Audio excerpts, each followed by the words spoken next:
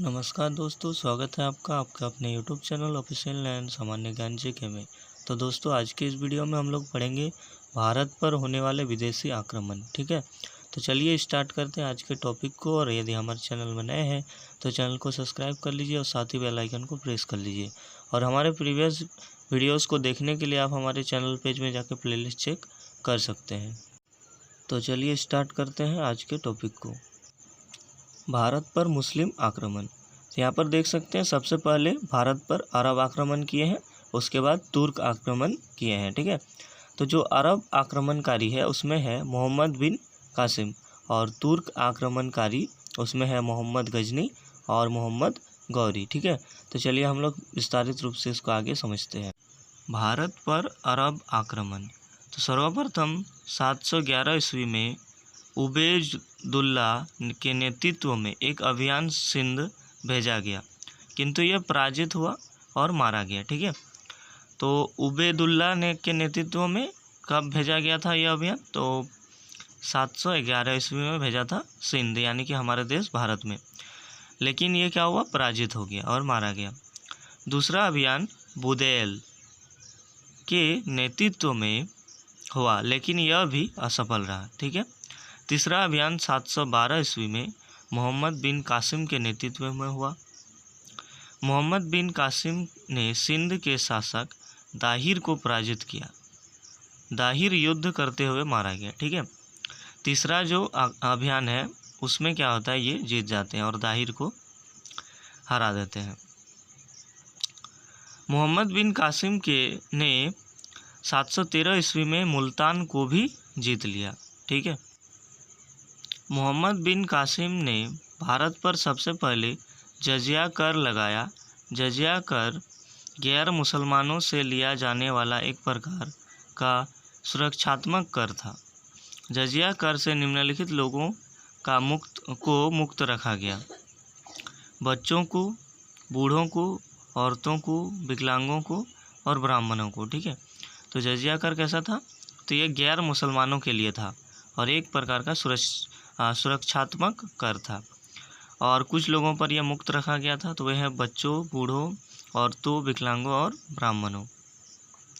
फिरोज शाह तुगलक ने ब्राह्मणों पर भी जजिया कर लगा दिया था। तो बाद में क्या होता है कि फिरोज शाह तुगलक ने ब्राह्मण पर भी यह कर लगा देता है।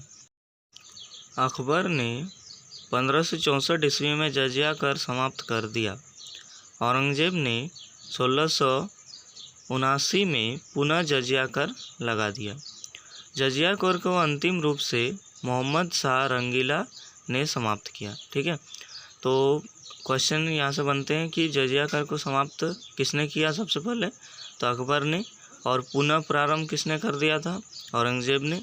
और पूर्ण रूप से, अंतिम रूप से किसने समाप्त किया? तो मोहम्मद शाह रंगीला ने।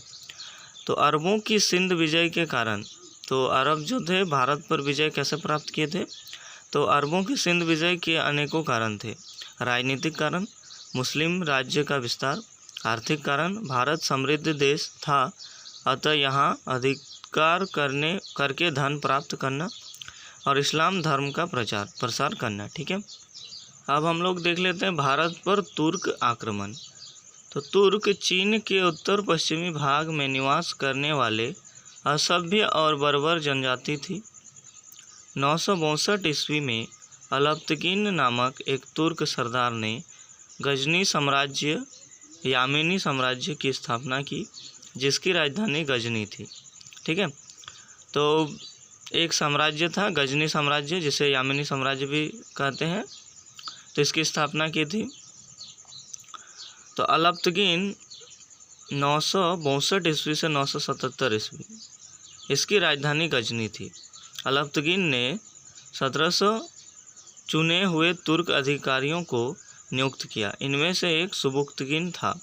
अलप्तकीन के बाद सुबुक्तकीन शासक बना था। ठीक है, यानी कि हम लोग बात कर रहे हैं कहाँ की? तो जो तुर्क में एक साम्राज्य था, गजनी साम्राज्य। ठीक है, तो उसी का बात कर रहे हैं। तो उसमें सबसे पहले जो इसका स्थापना किया था, कौन किया था?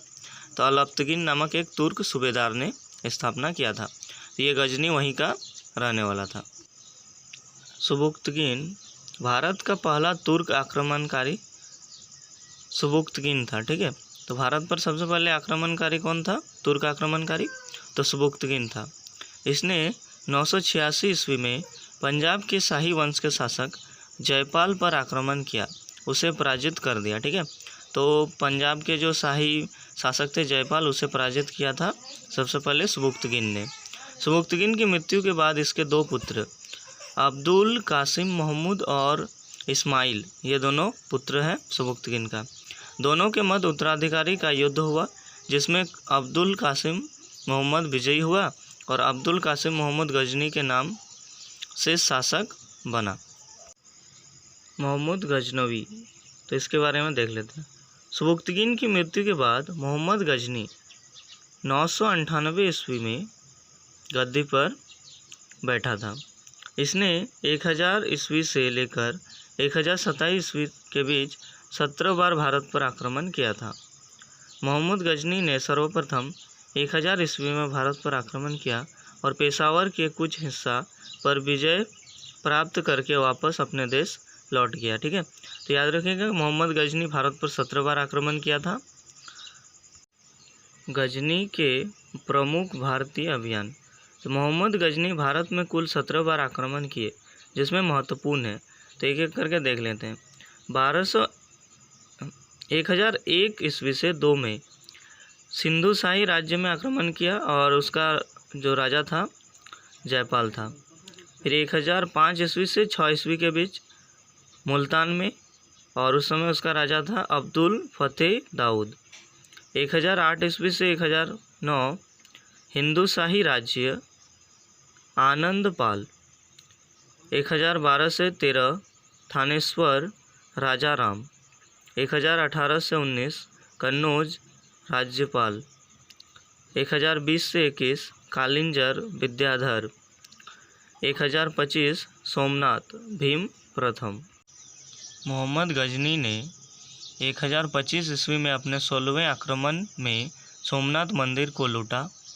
मंदिर को लूट के जाने के क्रम में उस पर कुछ जाटों ने आक्रमण किया और उसे कुछ संपत्ति वापस लूट ली। ठीक है, तो क्या करता है मोहम्मद गजनी, जो सोमनाथ मंदिर है उसे लूटकर अपना देश ले जाता है, तो उसी समय जाटों उस पर आक्रमण करके कुछ संपत्ति उससे भी लूट लेता है। मोहम्मद गजनी ने अपना अंतिम आक्रमण 1017 ईस्वी में जाटों के विरुद्ध किया और 1030 ईस्वी में मोहम्मद गजनी की मौत हो गई। मोहम्मद गजनी के साथ फिरदौसी, अल-बरूनी तथा उत्बी जैसे इतिहासकार भी आए थे। ठीक है, तो फिरदौसी इसने लिखा है शाहनामा, अल-बरूनी किताब उल हिंद और उत्बी किताब उल यामिनी। तो यह सब याद रखिएगा कि मोहम्मद गजनी के समय कौन कौन से इतिहासकार भारत आए थे। मोहम्मद गजनी को बुतसिकन तथा मूर्ति भंजक भी कहा गया है, क्योंकि ये भारत में कई मूर्तियों को नष्ट कर दिया था, इसीलिए इसे मूर्ति भंजक भी कहा जाता है। मोहम्मद गजनी के आक्रमण का प्रभाव, भारतीय राजाओं को पराजित कर भारतीय राजनीति की कमजोरी को उजागर कर दिया। पंजाब, सिंध एवं मुल्तान में गजनी गवर्नरों की नियुक्ति कर मुस्लिम शासन की स्थापना की। भारत में विदेशी आक्रमण का द्वार खोल दिया, भारतीय कला को नष्ट किया और भारत का धन गजनी ले गया। तो ये कुछ प्रभाव पड़े थे भारत पर। मोहम्मद गजनी के बाद मोहम्मद गौरी भारत पर आक्रमण करता है। तो 12वीं शताब्दी के मध्य में गौर वंश का उदय हुआ। उनके साम्राज्य का आधार उत्तर पश्चिम अफगानिस्तान था।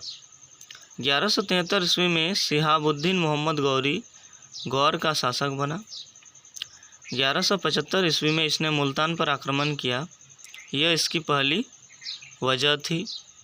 1178 ईस्वी में इसने राजस्थान पर आक्रमण किया, किंतु यहाँ के शासक भीम द्वितीय ने उसे बुरी तरह से पराजित किया तथा यह तुर्क आक्रमणकारियों की पहली पराजय थी।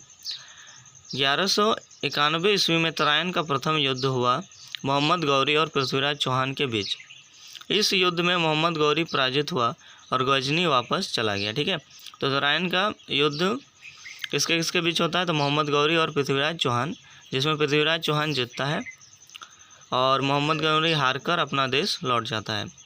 फिर 1192 में तराइन का दूसरा युद्ध होता है और इस युद्ध में पृथ्वीराज चौहान पराजित हो जाते हैं और मोहम्मद गौरी इस युद्ध को जीत जाता है और उसे बंदी बना लेता है, क्योंकि इसमें जो जयचंद था यह देशद्रोही का काम करता है और वह मोहम्मद गौरी का साथ दे देता है, जिस कारण से पृथ्वीराज चौहान तराइन का द्वितीय युद्ध हार जाता है।